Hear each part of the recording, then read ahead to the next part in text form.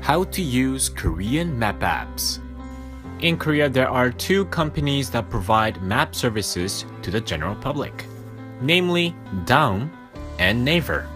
And for today's tutorial purposes, I will be focusing with Naver map app. Once you open the map app, you will see a layout similar to this picture. On the second row of that layout, you'll see a button called 길찾기. That's the direction map app function, and that's the one we'll be focusing on today. Once you have 길찾기 function clicked, you'll see a layout similar to this picture. First, we would normally put in our address or our starting point. That in Korean we call it 출발지.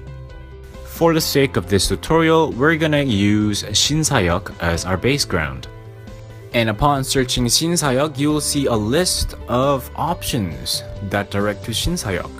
Choose the one that I highlighted in a rectangular box.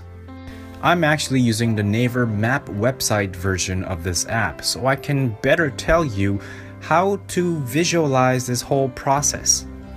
Having selected 신사역 as your base starting point, on the right hand side you can see where 신사역 is on the map. And once you have confirmed the location, you'll now then input the final destination point. And the final destination point in Korean is 도착지. For the sake of this tutorial, let's go with Lotte World Tower and click on the option that's highlighted in the rectangular box. And respectively on the map, it should look something like this picture. Now that you have the point of departure and the point of arrival, let's get down to the explanation part. Below where you have entered in your point of departure and your point of arrival, you will see a variety of transportation options. Go ahead and click on the first one. Then the list of transportation options that you have seen previously will have somehow disappear. Well, kind of hide away for a bit.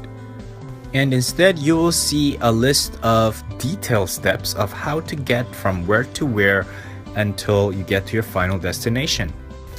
You see all those red rectangular boxes that I highlighted?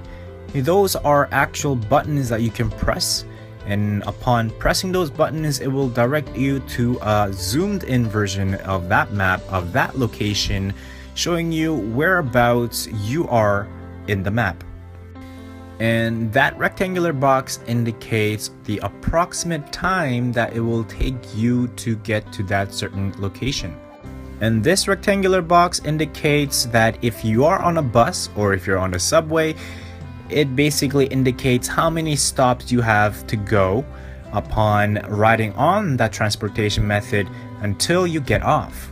And on this rectangular box, this shows you the street view of where you can be expected to be.